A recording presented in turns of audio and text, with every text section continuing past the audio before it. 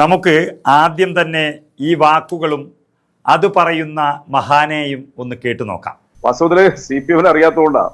CPM അങ്ങനെ കാലാവസ്ഥാ വ്യതിയാനം അനുസരിച്ചോ സീസണലായിട്ടുള്ള നടപടികളൊന്നുമില്ല.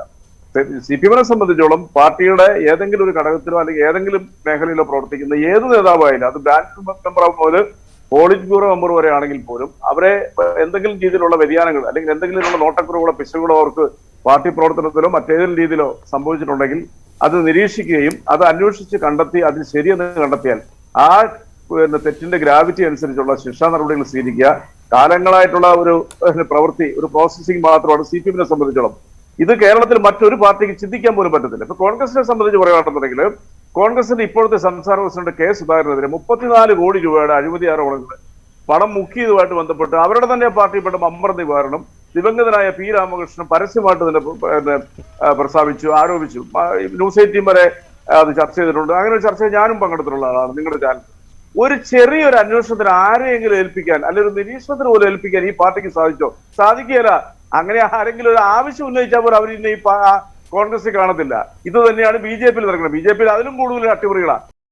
അതായത് CPM-ന് വേണ്ടി ഏത് മാലിന്യവും ഭക്ഷിക്കാൻ തയ്യാറായിരുന്നു റെജി ലൂക്കോസ് എന്ന നേതാവ്, അല്ലെങ്കിൽ ഇടതുപക്ഷ സഹയാത്രികൻ. ആ റെജി ലൂക്കോസ് ഇന്നിതാ CPM വിട്ട് BJP-യിൽ ചേർന്നിരിക്കുന്നു. CPM-ൽ നിന്നും BJP-യിലേക്ക് പോകുമ്പോൾ അദ്ദേഹം പറഞ്ഞതാണ് ഏറ്റവും പ്രധാനപ്പെട്ട വാക്കുകളായി കേരളം കാണുന്നത്. അതായത് CPM-ന്റെ ഈ ദ്രവിച്ച ആശയങ്ങളുമായി മുന്നോട്ടു പോയാൽ കേരളം വൃദ്ധസദനമാകുമെന്നായിരുന്നു റെജി ലൂക്കോസിന്റെ പ്രഖ്യാപനം. CPM വർഗീയ വിഭജനത്തിന് ശ്രമിക്കുന്നുവെന്നും ഇത്തരം കാര്യങ്ങൾ അനുവദിക്കാൻ കഴിയില്ല എന്ന് തുറന്നടിച്ചുകൊണ്ടാണ് റെജി ലൂക്കോസ് പോയത്. BJP-യുടെ സംസ്ഥാന അധ്യക്ഷൻ രാജീവ് ചന്ദ്രശേഖരൻ ഷാൾ അണിയിച്ച് റെജി ലൂക്കോസിനെ മാരാർജി മന്ദിരത്തിൽ സ്വീകരിക്കുകയും ചെയ്തിരിക്കുന്നു.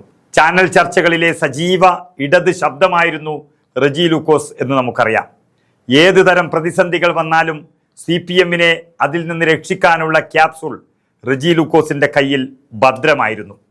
ഇതുവരെ ചാനൽ ചർച്ചകളിൽ ഇരുന്ന് CPM-ന്റെ ആശയങ്ങൾ ഇങ്ങനെ പറഞ്ഞുകൊണ്ടിരുന്ന ഒരു നേതാവ് അല്ലെങ്കിൽ ഒരു ഇടതുപക്ഷ സഹയാത്രികൻ, എല്ലാ തരത്തിലും ന്യായീകരണ തൊഴിലാളിയായി പ്രവർത്തിച്ച ഒരാൾ ആ പാർട്ടിയുടേത് ദ്രവിച്ച ആശയങ്ങളാണെന്നും ഇനി അതിന് ഒരു പ്രസക്തിയില്ലെന്നും പറഞ്ഞ് അതിനു പകരം BJP-യുടെ വികസന ആശയങ്ങളിൽ പ്രതീക്ഷയുണ്ടെന്നും പറയുമ്പോൾ BJP-യിലേക്ക് ആളുകളെ കയറ്റാൻ സ്വന്തം ആശയങ്ങളെ ബലികഴിപ്പിച്ച പാർട്ടിയായി CPM മാറി. അത് റെജി ലൂക്കോസ് അതിനൊരു തെളിവായി നിൽക്കുകയാണ്. ആശയപരമായി രാഷ്ട്രീയ യുദ്ധത്തിനുള്ള ഒരു സാഹചര്യം ഇപ്പോൾ കേരളത്തിൽ ഇല്ല എന്നാണ് അദ്ദേഹം പറയുന്നത്.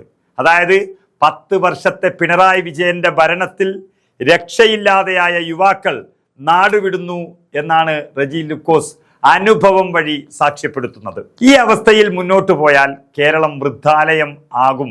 ഇതിനൊരു മാറ്റം വരുത്താൻ CPM-ന് കഴിയില്ലെന്നും BJP-യുടെ വികസന ആശയങ്ങളിൽ പ്രതീക്ഷയുണ്ടെന്നും പറഞ്ഞ റെജി ലൂക്കോസ് ഇനി മുതൽ ശബ്ദിക്കുന്നത് BJP-ക്ക് വേണ്ടി മാത്രമാണെന്നും മാരാർജി മന്ദിരത്തിൽ പ്രതിജ്ഞ ചെയ്തിരിക്കുകയാണ്. അതായത് ഒരു നാവിന്റെ നിലപാട് എന്നുള്ളത് CPM-ൽ നിന്നും BJP-യിലേക്കുള്ള മാറ്റം വരെ മാത്രമാണ്. ഇന്നത്തെ CPM, നാളത്തെ BJP എന്നുള്ളതാണ് ഈ അടുത്ത കാലത്തെ പല രാഷ്ട്രീയ സാഹചര്യങ്ങളിൽ നിന്നും കേരളം കണ്ടുകൊണ്ടിരിക്കുന്നത്. ഇതിൽ നിന്നും വ്യക്തമാകുന്ന ഒരു കാര്യം എന്നുള്ളത് ഈ പിണറായി വിജയനും അദ്ദേഹവുമായി ബന്ധപ്പെട്ട നേതാക്കളും BJP-യുമായി ഇത്രയും സൗഹൃദത്തിലും BJP-യുമായി പെരുമാറുന്നതും BJP-ക്ക് അടിയറ വെക്കുന്നതുമായ ആശയങ്ങൾ കണ്ട് BJP-യുമായി സമരസപ്പെട്ടു പോകുന്നു എന്നുള്ളതാണ് സത്യം.